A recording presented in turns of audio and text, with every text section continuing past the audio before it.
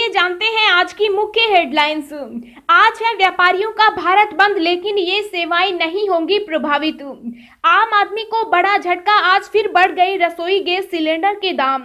3 महीने में 200 रुपए तक हुआ महंगा, जाने नए रेट। ट्रेन यात्रियों को बड़ा झटका, रेलवे ने बढ़ाया किराया, जाने कितना पड़ेगा जेब पर असर। राकेश टिकैत का ट्रैक्टर ट्रॉली लेकर संसद कूच का आह्वान। संयुक्त मोर्चा बोला ऐसा कोई कार्यक्रम नहीं। लगातार 2 दिन की तेजी के बाद आज गिरा सोने का भाव, जाने कितने में मिल रहा 10 ग्राम गोल्ड। आधी हो सकती है पेट्रोल डीजल की कीमतें, सरकार कर रही है इस विकल्प पर विचार। महंगी शराब और बिजली, सरकार ने लिया बड़ा फैसला, अब बढ़ेंगी मुश्किलें। जी हां दोस्तों, और भी बहुत बड़ी काम की खबरें निकल कर आ रही हैं, इसलिए वीडियो को लास्ट तक जरूर देखना। तो चलिए जानते हैं एक एक करके तमाम बड़ी खबरों को। पर इससे पहले अभी तक आपने इस वीडियो को लाइक नहीं किया तो लाइक कर दीजिए। तो चलिए वीडियो स्टार्ट करते हैं। आज है व्यापारियों का भारत बंद, लेकिन ये सेवाएं नहीं होंगी प्रभावित। जी हां, देश के 8 करोड़ से अधिक व्यापारियों ने आज यानी 26 फरवरी को भारत बंद का आह्वान किया। व्यापारियों ने जीएसटी व्यवस्था को सरल बनाने सहित कई अन्य मांगों के लिए भारत बंद का आह्वान किया।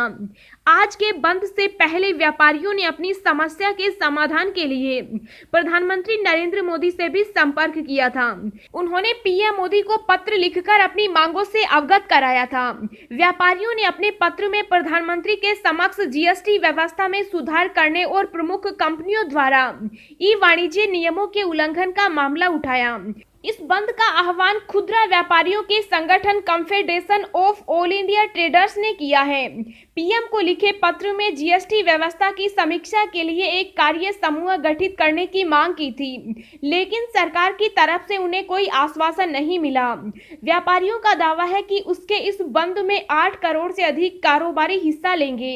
ये व्यापारी जीएसटी में सुधार की मांग के साथ पेट्रोलियम पदार्थों के बढ़ते दाम का भी विरोध करेंगे। भारत बंद के दौरान व्यापारी पूरे देश में अपनी दुकानें और बाजार बंद रखेंगे। इसके साथ ही वे अलग अलग जगहों पर धरना भी देंगे। वैसे व्यापारियों के इस बंद का परिवहन व्यवस्था पर कोई असर नहीं पड़ेगा। इससे केवल व्यावसायिक गतिविधियां प्रभावित रहने की संभावना है। आम आदमी को बड़ा झटका, आज फिर बढ़ गए गैस सिलेंडर के दाम। 3 महीने में 200 रुपए तक हुआ महंगा, जाने नए रेट। जी हां, सरकारी तेल कंपनियों ने आम आदमी को एक और बड़ा झटका दिया है। तेल कंपनियों ने घरेलू एलपीजी सिलेंडर की कीमतों में एक बार फिर से बढ़ोतरी कर दी, जिसके बाद बिना सब्सिडी वाले 14.2 किलोग्राम के एलपीजी सिलेंडर की कीमत 769 रुपए से बढ़कर 794 रुपए हो गई। बढ़े हुए दाम आज से लागू हो गए हैं। बता दें कि इस महीने गैस सिलेंडर की कीमतों में यह तीसरी बार बढ़ोतरी की गई। बिना सब्सिडी वाले सिलेंडर के दाम में आज 25 रुपए तक का इजाफा किया गया। फरवरी महीने में 3 बार गैस सिलेंडर के दाम बढ़ाए हैं। सरकार ने 4 फरवरी को एलपीजी के दाम में 25 रुपए का इजाफा किया था। उसके बाद 15 फरवरी को एक बार फिर से सिलेंडर के दाम 50 रुपए बढ़ा दिए गए थे और अब यह तीसरी बार है जब फिर से 25 रुपए की बढ़ोतरी की गई है। लगातार 2 दिन की तेजी के बाद आज गिरा सोने का भाव, जाने कितने में मिल रहा 10 ग्राम गोल्ड।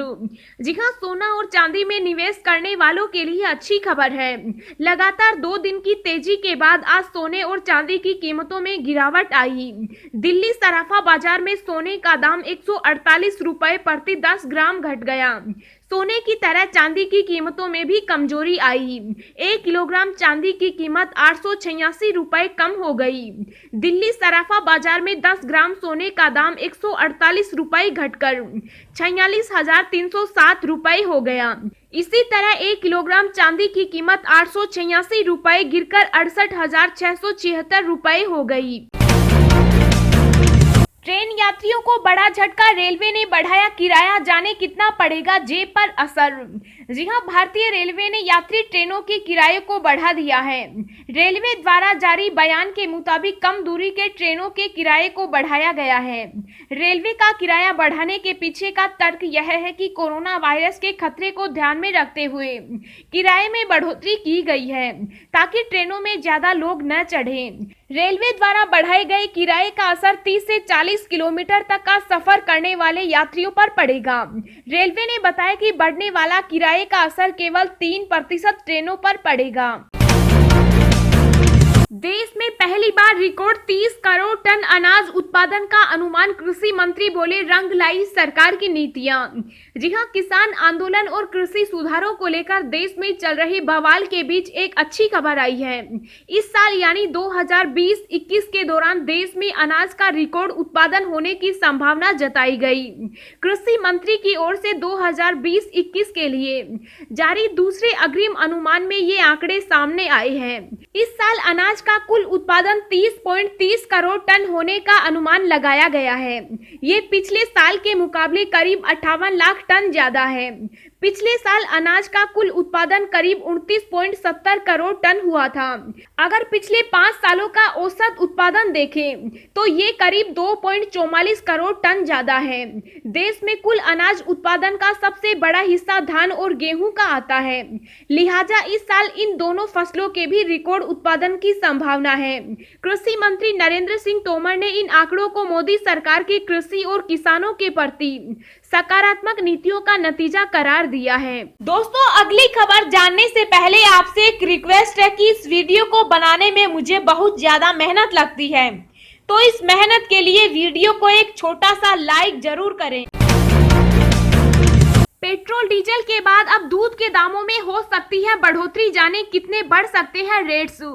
जी हां, पेट्रोल डीजल के दामों के बाद अब दूध के दामों में हो सकती है बढ़ोतरी। ट्रांसपोर्टेशन का चार्ज बढ़ गया और पशु आहार महंगा हो गया, जिससे दूध के दाम बढ़ाने के अलावा कोई और रास्ता नहीं बचा। पेट्रोल डीजल के दामों की वजह से आम आदमी वैसे ही परेशान है। रोजमर्रा की चीजों के दाम वैसे ही बढ़ते जा रहे हैं। पहले से ही आम आदमी के घर का बजट हिला पड़ा है। रसोई गैस सिलेंडर, सब्जियां और अब दूध भी महंगा होने वाला है। दूध उत्पादकों का कहना है कि पेट्रोल और डीजल के महंगे होने से ट्रांसपोर्टेशन का चार्ज बढ़ गया है और पशु आहार भी महंगा हो गया, जिससे दूध के दाम बढ़ाने के अलावा कोई और रास्ता नहीं है। राकेश टिकैत का ट्रैक्टर ट्रॉली लेकर संसद कूच का आह्वान, संयुक्त मोर्चा बोला ऐसा कोई कार्यक्रम नहीं। जी हां, आगरा की महापंचायत में किसान नेता राकेश टिकैत ने एक बार फिर से संसद कूच का आह्वान किया। उन्होंने कहा कि कृषि कानून वापस नहीं हुए तो अब की बार हल क्रांति होगी और किसान संसद में जाकर ट्रैक्टर चलाएंगे। दूसरी तरफ संयुक्त मोर्चा ने टिकैत के इस बयान से किनारा कर लिया। कुंडली बॉर्डर पर संयुक्त मोर्चा की 7 सदस्यों वाली कोर कमेटी और 2 निमंत्रित सदस्यों की बैठक हुई। इसमें भी टिकैत के बयान को लेकर चर्चा हुई। इस पर कुछ सदस्य नाराज दिखे। बैठक के बाद मोर्चे ने कहा कि यह राकेश टिकैत का निजी बयान है, संसद कूच का मोर्चा का कोई कार्यक्रम नहीं है। बैठक में 28 को होने वाली मोर्चे की बैठक के लिए तैयारी की गई। बता दें कि टिकैत ने कहा था कि वो संसद में जाकर ट्रैक्टर चलाएंगे। अगर उन्हें जेल भी ले जाएंगे तो वहां जो पार्क है उनमें गेहूं मक्के की बिजाई करेंगे। चीन की हर चाल पर भारत की नजर, फिंगर एरिया में अब ड्रैगन नहीं कर पाएगा कोई गुस्ताखी, सेना कर रही हाईटेक निगरानी।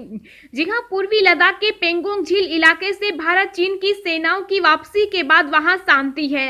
हालांकि भारत की तरफ से इस क्षेत्र की गहन और हाईटेक निगरानी की जा रही है। सेना के सूत्रों ने यह भी जानकारी दी। सूत्रों ने कहा कि फिंगर 3 क्षेत्र जहां भारतीय सेना अभी तैनात है, वहां ऊंचे स्थानों से दूरबीन और नाइट विजन उपकरणों की मदद से स्थिति पर नजर रखी जा रही है। फिंगर 3 की ऊंची पहाड़ियों से पूरे इलाके पर नजर रखना संभव है। इसके अलावा अत्याधुनिक ड्रोन भी तैनात किए गए हैं, जिनके जरिए पूरे क्षेत्र पर 24 घंटे नजर रखी जा रही है। दोनों देशों की सेनाएं समझौते के तहत ही पीछे हटी है, लेकिन भारतीय सेना हर प्रकार के एहतियात बरत रही है। प्रधानमंत्री मंत्री ने सरकारी कंपनियों के निजीकरण पर दिया जोर, कहा सरकार का काम नहीं है बिजनेस करना। जी हां, प्रधानमंत्री नरेंद्र मोदी ने कहा है कि सरकार का बिजनेस यह नहीं है कि वह बिजनेस में रहे। पीएम ने कहा कि उनका प्रशासन 4 रणनीतिक क्षेत्रों में कुछ को छोड़कर सभी सरकारी कंपनियों का निजीकरण करने के लिए प्रतिबद्ध है। पीएम ने कहा यह सरकार का कर्तव्य है कि वह उद्योगों और कारोबार का सहयोग करे, लेकिन यह आवश्यक नहीं है कि सरकार खुद कारोबार का स्वामित्व अपने पास रखे और उसे चलाए। पीएम ने कहा हमारी सरकार का प्रयास लोगों के जीवन स्तर को सुधारने के साथ ही लोगों के जीवन में सरकार के बेवजह के दखल को भी कम करना है, यानी जीवन में ना सरकार का अभाव हो ना सरकार का प्रभाव हो। तेल की बढ़ती कीमतों पर कांग्रेस के केंद्रीय प्रवक्ता बोले हवाई जहाज का सपना दिखाया था, साइकिल पर लाकर छोड़ा। जी हां, अखिल भारतीय कांग्रेस कमेटी के प्रवक्ता गौरव वल्लभ ने कहा है कि मोदी सरकार ने कहा आम लोगों और खासकर हवाई चप्पल पहनने वाले लोगों को हवाई जहाज पर चढ़ाने का सपना दिखाया था और हकीकत में किसी को इस लायक भी नहीं छोड़ा कि मोटरसाइकिल में पेट्रोल भरा सके। गौरव ने यह भी आरोप लगाया कि केंद्र सरकार मुद्दों से भटकाकर लोगों को भ्रमित कर रही है ताकि महंगाई, रोजगार जैसे मुद्दों पर जनता के बीच चर्चा नहीं हो। हाल ही में मोटेरा स्टेडियम का नाम प्रधानमंत्री के नाम पर रखे जाने के मुद्दे पर चुटकी लेते हुए गौरव ने कहा कि महज नाम बदलने से हालत और माहौल नहीं बदलने वाला। केंद्र सरकार जीडीपी का मतलब गैस, डीजल और पेट्रोल मान रही है और यही कारण है कि लगातार इनकी कीमतें बढ़ाई जा रही है। अब फ्री मिलेगा आयुष्मान कार्ड, जाने फ्री इलाज 5 लाख का बीमा लेने के लिए कहां और कैसे बनेगा कार्ड। जी हां, आयुष्मान भारत प्रधानमंत्री जन आरोग्य योजना के लाभार्थियों के लिए सरकार ने एक बड़ा फैसला लिया। अब आयुष्मान भारत योजना के लाभार्थी अपना आयुष्मान कार्ड मुफ्त में ले सकते हैं, यानी इसके लिए अब कोई शुल्क नहीं देना पड़ेगा। पहले इस कार्ड के लिए 30 रुपए लिए जाते थे।